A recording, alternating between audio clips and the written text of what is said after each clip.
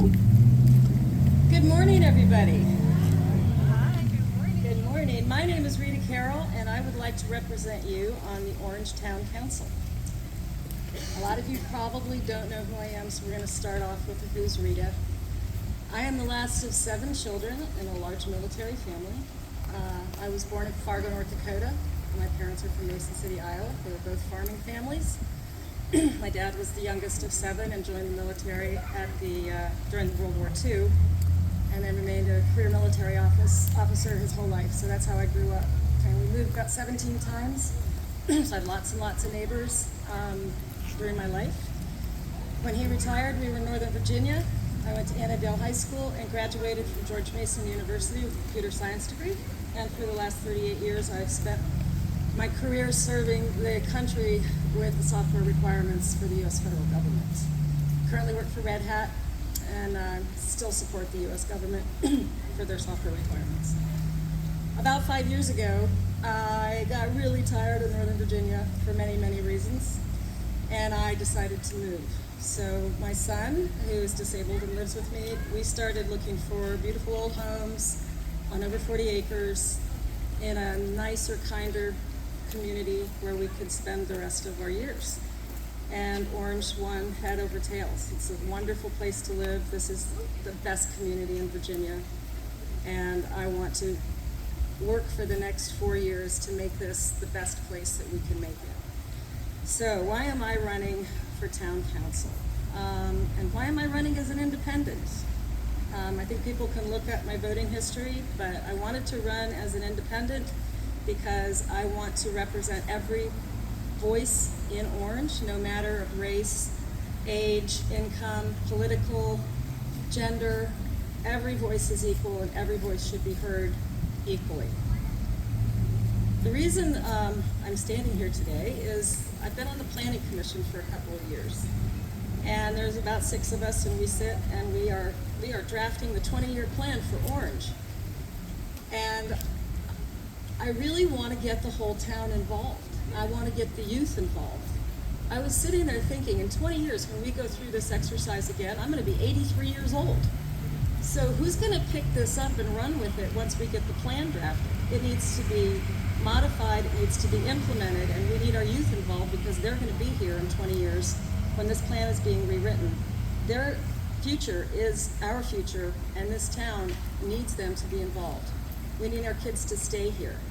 We need to have better employment opportunities. We need to have better internships. We need to have career paths that will keep our youth in Orange and the surrounding community. I firmly believe that, and I applaud Danny for her involvement with the youth. And I encourage you to come to the planning meeting on the 23rd of September and bring your youth, okay? We need them involved. We need to know what their ideas are. And speaking of ideas, when I walk around town, and I love to go eat out here in Orange. We have some of the best restaurants in Virginia. And I talk to people, and there are so many good ideas that are not being brought forward. We need to have that meritocracy, that bringing the whole community together, getting the best ideas and pushing them forward and making sure they happen. And as part of that, we need to have financial transparency because, you know, one of the things I said on the Planning Commission is let's build a swimming pool and let's have a rec center. And then I went and met with Greg, and I'm like, oh, we have $600,000. I guess we should fix the sidewalks first. So we need to have that kind of simple transparency for everybody, so that we can set achievable goals, and then work towards increasing our economy, so we can set and achieve even better goals. And I am getting nervous, and I'm forgetting what I'm supposed to say. Am I at 6 minutes? Okay. Anyway, please vote for me for town council. You're stuck with me whether I win or not, and I will remain on the Planning Commission and represent every voice in the community equally. Thank you.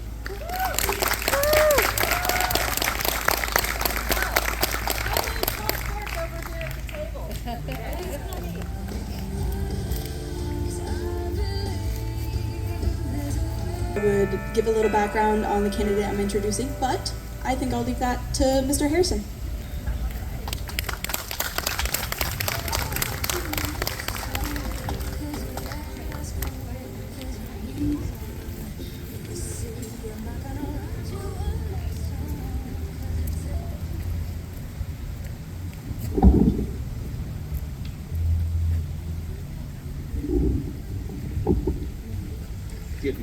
moment to adjust the microphone.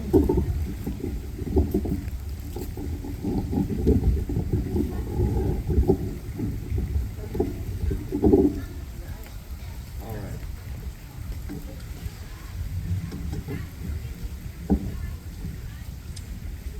Well, good morning. Morning. How's everyone doing today? Thank you all for coming today. Give me just a quick second, if you would, to thank Danny Rivera and the young people with Just Orange for putting together this meet and greet today. It is a very valuable event, and I very much appreciate the invitation. 10097 Glebe Road. That's the house I grew up in. It's in the neighborhood on the right, just past CVS. And I remember as a child sitting there beside Route 15 back in the 1970s with my friends. We'd be out there pumping our arms, trying to get the tractor trailers that came by to blow their horns. Or we'd be out there waiting for Charlie Washington, our school bus driver. He'd come by and pick us up and take us to school on bus number 16. From about 7 or 8 years old on, we'd ride our bikes everywhere. We'd ride through the neighborhood, we'd ride through the woods, we'd even ride on the highway, all without adult supervision, if you can imagine that. We would sleigh ride down that hill in front of the hotel before there was even a hotel there. But no matter what I was doing all throughout my childhood, I would always stop and watch when the fire trucks rode by. And when I got a little older, my desire to help others drove me to join the volunteer fire company as a 17-year-old in 1983. If you would, take just a second and look across the street there at the Firehouse Theater and Dance Studio. That was the firehouse in 1983. Can you imagine those large trucks coming out of that building right there with us teenagers hanging on the back step for dear life? It was a thrill ride, but it also strengthened the foundation of community service that still drives me today and has led me to seek to be one of your town council representatives for the next 4 years. Now, my painting a picture for you of life here during my childhood is to let you know what fond memories I have and what a great place Orange was to grow up in. And you know what? Orange still is a great place to grow up in. It is also a great place to live. I brought my immigrant wife and our children to live and grow up here just as I did. We have so many wonderful things in Orange. A safe and quiet small town atmosphere. We're surrounded by and embrace multiple important historical periods in our country's development. We are culturally diverse. We're right next to the mountains and not far at all from the bay or the beach. It's why I came back here with my family. It's home. It's my hometown. Now, there are challenges that we face, but let's build on these awesome attributes. Let's get the engine of our small town revved up into high gear. So how do we do that? I'm in favor of a sensible but not explosive growth agenda that encourages and incentivizes new businesses here in town and the new residents that come with them. In conjunction with our new town economic development manager, I want to help bring new businesses and more jobs back to our local economy. One way to do that would be to bring more broadband options into town. I think it's time to find a solution to get FiberLink or another provider into the town limits. Having these options will certainly help attract new high-tech businesses and entrepreneurs. I will also work to bring another grocery store to town It is one of the main issues I hear when talking with people. I understand that multiple attempts have been made in the past and without success. But an idea I think has merit is to talk to other towns similar in size to our own that have 2 or more grocery stores and see what they did to attract another one or to keep the stores that they already had. I think all of us can agree that it sure would be nice to be able to go to a local job and shop at our local grocery stores and not have to drive to Culpeper, Charlottesville, or Fredericksburg every day or every week. For our children and youth, let's work together to seek new or repurposed facilities and activities, especially indoor activities, and an indoor facility for the cold months and rainy days. A place where basketball, volleyball, or even pickleball could be played. Wouldn't it be great if even when the weather doesn't cooperate, there was still somewhere where we could all go and move and exercise and spend fewer hours on our phones and gaming stations? I am also a huge supporter of the proposed skate park. Let's make that happen. What a fantastic job Danny and Just Orange have done in bringing about this proposal. It really is a win-win. Simply put, I love this town and I care about its people. It's why my family has always been fair with its customers in our businesses here, and it's why I pledge to always represent you with honesty, decency, and integrity. I, like you, want Orange to be the best version it can be. I look forward to speaking with you all afterwards, and I thank you very much. Thank you, Mr. Clough. That was awesome, everybody. Next up, we have Mr. Jeff Crane. Everybody.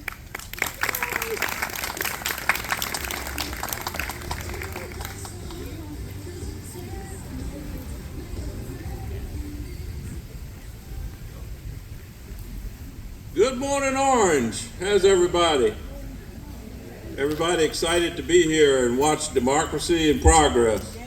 Yeah, and thanks to our youth group, Just Orange, for sponsoring this, and Danny Rivera. What a great job they've done to get this thing set up for everyone.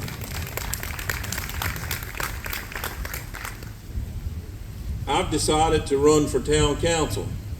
And the reason so is I grew up here in this town. My family has deep roots in the county and in the town.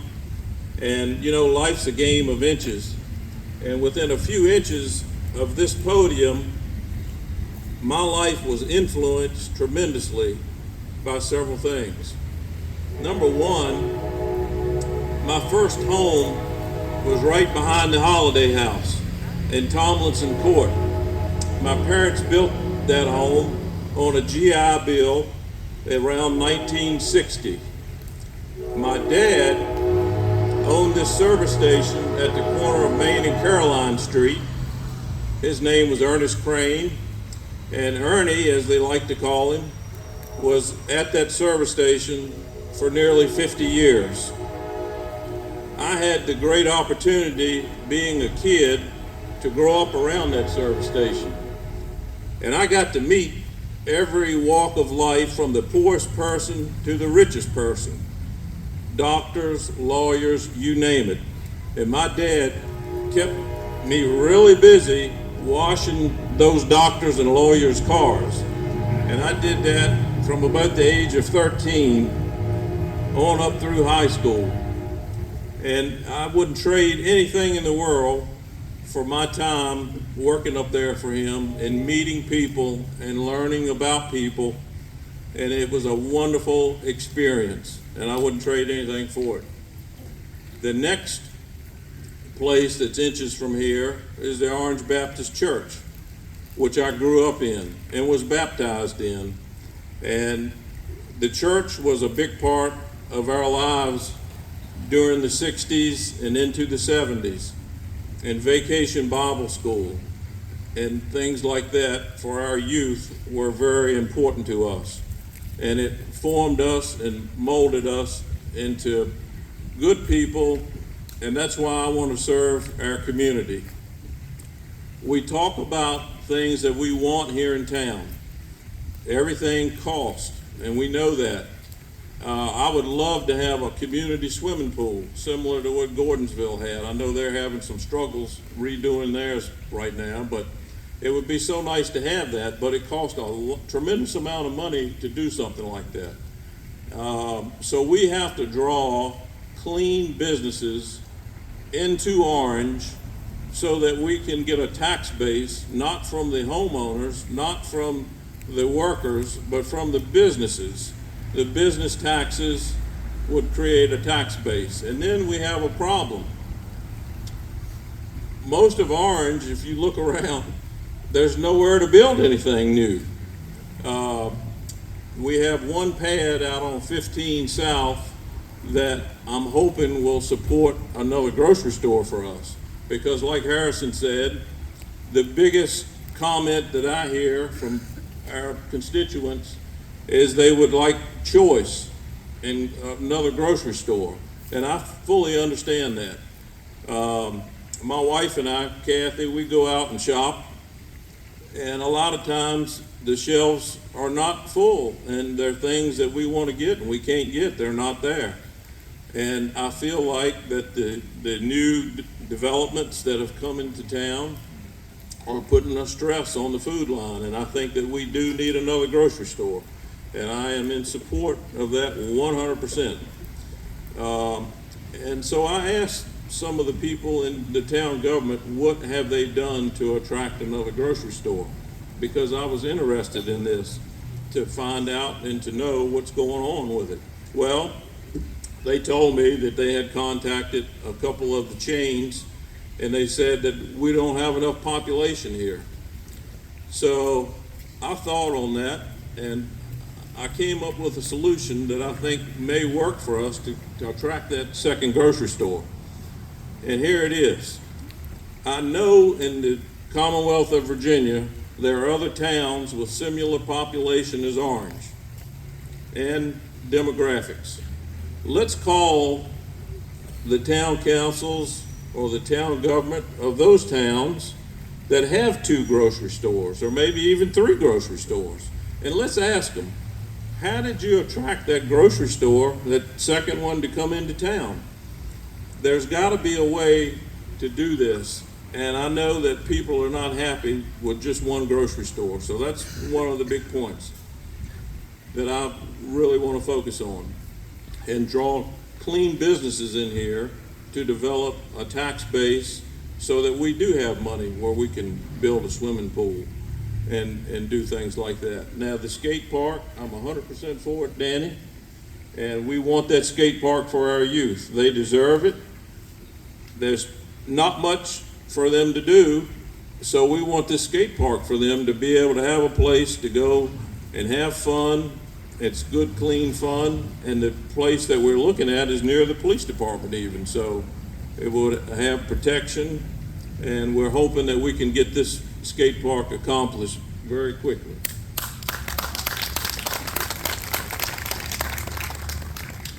And another issue that I'm looking into is when I grew up here, there was Little League baseball, and I'm a big baseball fan. Not everybody likes it, but I love baseball, and I would like to see Little League or Babe Ruth baseball to be played in the town of Orange again. I can't tell you how many games that we played over at Porterfield Park when I was a kid. Everybody came to the games. The WJMA radio station, when the championship came about at the end of the season, they even broadcasted the games live on WJMA. And that is a big thing for kids to look back on and remember. And me and my buddies, we still talk about it today. And, you know, they had a big championship at the end of the season, and it was so much fun. Well, we don't have that in town anymore. So I want to bring that back. I think that that's important as well. Another thing is the businesses that are here in town need support from the council. We want to improve the town. We want to improve the appearance of the town. And we want to draw good residents and moderate growth to come to Orange. We want them to have things for their children to do. We want them to have a skate park. We want them to be able to play Little League baseball. That is important to draw good people into town to live here and flourish here like we did when we grew up. And we want to look into that and make that happen. And I'll have a booth over here that you can come and visit with me after the forum today, and I look forward to meeting up with you, and feel free to come over and we'll chat about this further. And I really appreciate Danny setting this up and Abel for all of us candidates. And I'm a middle of the road guy. I'm running as an independent. I'll sit down and talk with anybody about anything. The political politics in a town is sensitive, and I understand that, and that's why I chose to run as an independent. But I'm open-minded, and I'll sit down and speak with you, and I can promise you one thing: I'll do everything in my power to keep your taxes reasonable, to make this town the best town that it can be all across Virginia. And thanks for having me here today.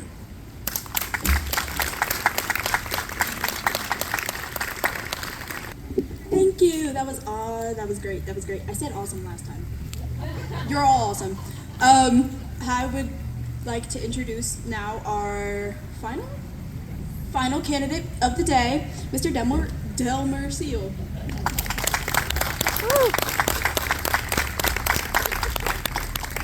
Good morning, everyone. Thank you for having me. I'm 58 years old. For you all that don't know me, I am Delmer Seal. I've had the pleasure of living in Orange my whole life, except for when I was in the military. My first job in Orange, I was a paperboy, 12 years old. For you all that don't remember, we did get our papers delivered by our paperboy back in the day. I did that for about 2 years, and then I worked for Susie Miller at Susie's Flower Basket. I did whatever Susie wanted me to do: paint houses, mow grass, plant flowers, set up for weddings. I did that for about 3 years. And then in my junior year of high school, I decided that I was going to sign up for the delayed entry program and join the service when I graduated. So once I graduated from high school, I went to Fort Benning, Georgia for 3 months. After that, I went to Korea for a year. From Korea, I went to Fort Campbell, Kentucky. From Fort Campbell, Kentucky, I went to Honduras. Went back to Fort Campbell, Kentucky, and I decided that my time in the military was up. I was going to go ahead and get out after my 3 years. Well, in the military, you go to a person called an in-service recruiter.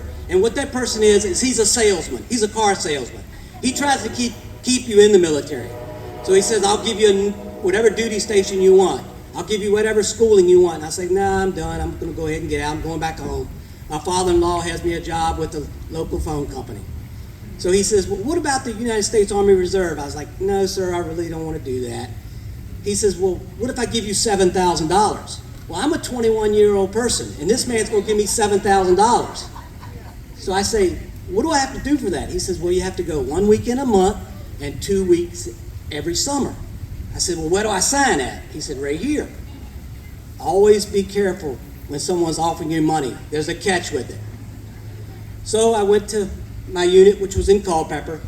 Those 4 years became 4 years. Those 4 years became 4 years. Those 4 years became 4 more years. And I'm happy to say that this coming August, after 40 years of service, I will retire from the United States military. So a little bit about my family. I've been married to my wife for 36 years. We just celebrated our 36-year anniversary on Tuesday. Big joke about that. We thought it was 37. Our kids had to physically tell us, no, Mom and Dad, it's 36. We had to pull it out and look, but it was 36 for sure. My wife is a middle school teacher. My daughter, Lauren, is an elementary school teacher. And my son, Brian, is the captain of the Orange County Sheriff's Department. I have 6 grandchildren, so I'm vested in this community. The first thing that people always ask me, why now, Delmer? Why now? You're 58 years old, why didn't you do this before? Well, I did not have time. And if I commit to something, I want to be committed to it. The military takes a lot of your time. I also had a full-time job. I'm the construction manager for Xfinity, so I fix all the cables from North Carolina line all the way to Alexandria. So I did not have time to invest in running for town council. I'm going to retire from the military, so I will have that time to invest in this community that has given me so much. The next question everybody asks me, what are you going to do if you're elected to the town council? Well, I want to sit right here and tell you, you're probably not going to hear this running for someone that's running from politics, but I do not have all the answers. I can tell you that right now. I do not have all the answers, but I do have 2 ears and a mouth. I will listen to you, and I will ask you questions. And your opinions matter to me.